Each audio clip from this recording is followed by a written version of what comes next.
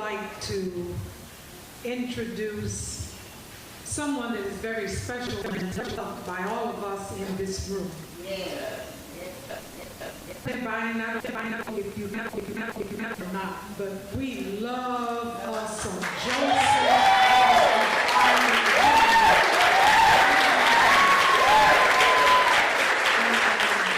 And it's not just because you signed the proclamation into law. It's not just because you signed it that we love you. It's for all that you have done for us. President of the United States of America. And so we're not just here because it's Juneteenth. We're here because we appreciate you. And so I don't know how to introduce the president other than to say, I introduce to you President Joseph R. Biden, Jr.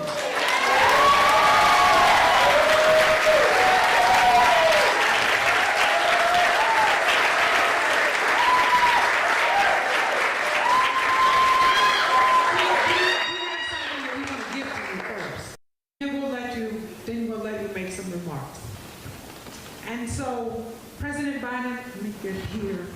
We kind of brought it in here so that they could sweep it, know that it's clean for you. This is a gift from Visit Galveston, and it's got some swag on the inside for you.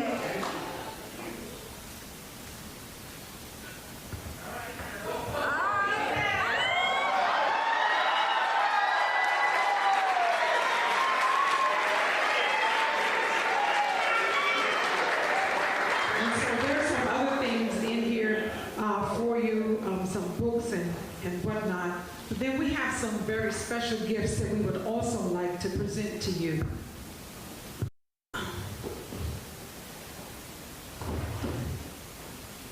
This one is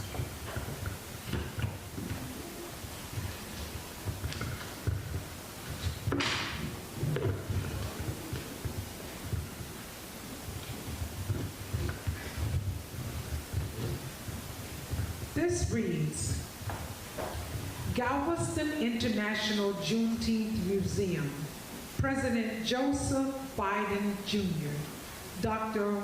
Ronald Myers Legacy Award, June 19, 2025.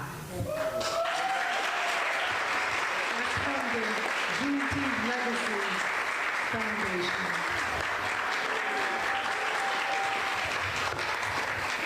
And then from Reed Chapel, we have the church there that so you'll never forget what it looks like. And it says, presented to the Honorable Joseph R. Biden Jr., President of the United States, in heartfelt appreciation for your presence at the 160th Juneteenth celebration service, Reading Chapel AME Church, Galveston, Texas, June 19, 2025. In gratitude for signing the Juneteenth National Independence Day Act into law on June 17, 2021, making June 19 a federal holiday.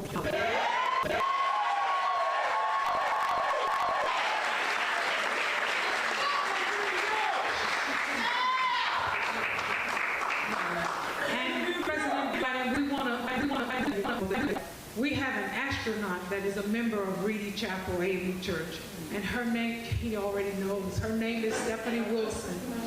And she couldn't be here today because she's training in corporate, and she couldn't get anything prepared because she has to go through NASA in order to, but she sends her gratitude and her heartfelt love and appreciation to you. President Joseph R. Biden.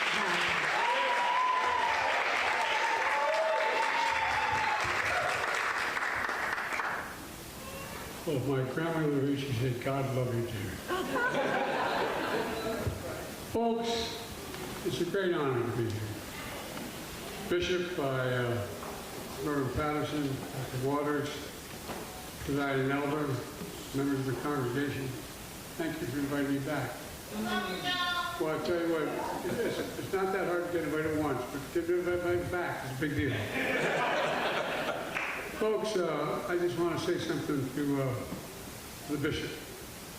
It's going to sound strange to you, but I hadn't planned on saying this till we talked about it earlier. I spent an awful lot of time in AME church. That's right. No, I mean, it's the truth. When I moved from Pennsylvania as a kid, when Cole died and school, everything shriveled up, moved down to Delaware. And I got deeply involved in the civil rights movement. And one of the things that occurred, moving to Delaware, my hometown, is the only town in the history of America since the Civil War, occupied by the military for 10 months, with drawn bayonets in every corner. And Dr. King was killed, a significant part of the city was burned down. I quit my job as a lawyer in a defense law firm, became a public defender because all of my friends, I grew up with the east side of Wilmington, and the African American community were being very, very badly treated. I became a public defender. One of the things that I started doing, I happen to be a practicing Catholic, and I'd go to 7 o'clock Mass at St. Joseph on Brandywine, and then 10 o'clock services at AME Church. Hey. No, by the way, not a joke.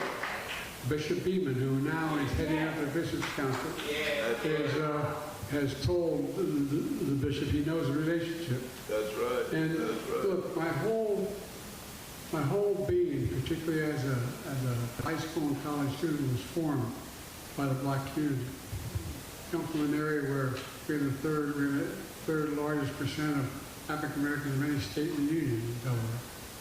Delaware is a strange state. Delaware is the first state, but it's also a state that was a slave state, our great shame. But it fought on the side of the north, and you couldn't get to the south like Maryland and 2 other states. And so even when we did Juneteenth, it didn't affect people in Delaware because they weren't from the Confederacy. The only few that were in the Confederacy. It wasn't until the Emancipation Proclamation has occurred. So what I'm trying to say is that I just learned a lot from the community. And that's where I worked on the East Side, that's where I worked as a lawyer, and that's why I got involved in public life.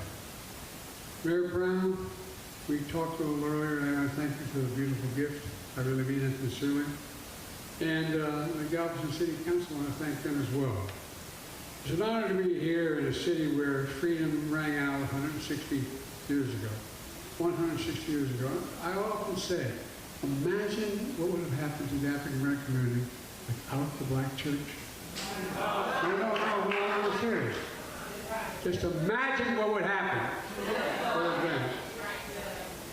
It has been heart, soul of the community. Folks, I want to acknowledge Congresswoman Erica Carter for her mom, who lost last year. Sheila Jackson Lee was a good friend I served with. I want to thank you as well. I know you can't be here. We hope the Floyd family may be here, but the term painting the purpose. And they have. And folks, look, Juneteenth is a day of liberation, a day of remembrance, and a day of celebration. The book of Psalms tells us, weeping may endure for the night, but joy cometh in the morning. And Juneteenth represents both the long and hard night of slavery and subjugation and the promise of joyful morning to come. This sacred day reminds me of another sacred day. That wonderful day 4 years ago in the East Room of the White House. And I had the great honor, for some objection from some, of making Juneteenth a federal holiday.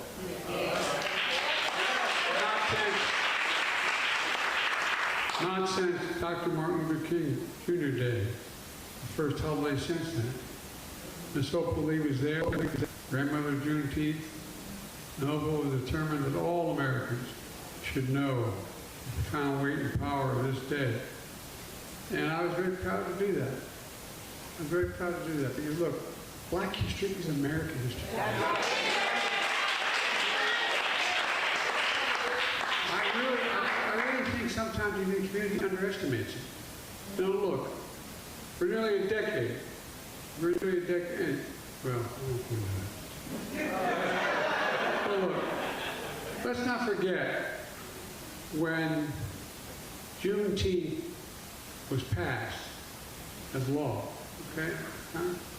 It was passed, the historic significance of Juneteenth was introduced legislation year after year by Sheila Jackson Lee. And let's not forget, when the bill finally passed, it passed with strong bipartisan support. Bipartisan support. Democrats and Republicans came together in numbers to memorialize this profound moment in American history. I'll tell you, you may be proud that we were united. Proud that despite all our differences, we could still come together on things that mattered most. And this matters as much as anything in American history.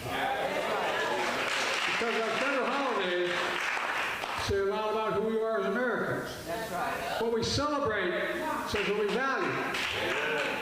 And now we have a national holiday dedicated to the emancipation of black enslaved people. I used to chair the African Affairs Subcommittee. I've been through all of Africa. I used to be there for a long, long time. Africa. I've been to the origins of where slavery started, and to listen to them talk about it now, how things have changed. We have to remember, our country is founded on the promise of freedom. Freedom for everybody. For everybody.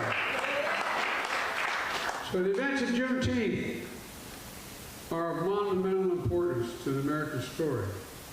And yes, for 156 years, all too often the story of what happened here is not written in our textbooks. Not taught in our classrooms. Our children were not exposed to it. And still today, some say to me and to you that this doesn't deserve to be a federal holiday. They don't want to remember, but we all remember, the moral stain of slavery. I've often called it America's original sin. Oh, it was America's original sin, God forbid. Well, I took the view as president, we need to be honest about our history. Especially in the face of ongoing efforts to erase our history. Not just here, but this guy.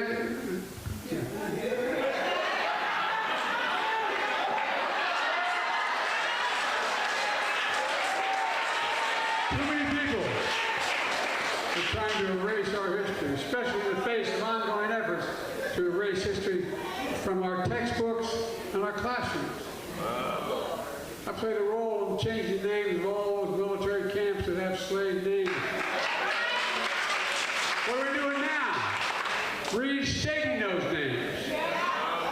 Folks, darkness can hide much, but can erase nothing.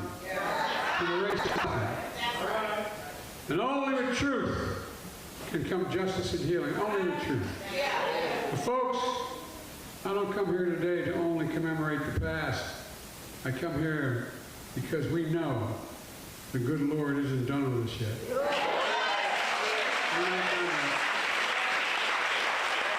We have more work to do. Scriptures tell us faith without works is dead. Faith without works is dead. So it's not enough to keep the faith. We have work to do. We need to keep pushing America forward. We need to make real the promise of liberty and equality and justice for all. We've led the world and now we're sagging. In America, the power belongs to the people. And the way we show that power is by voting.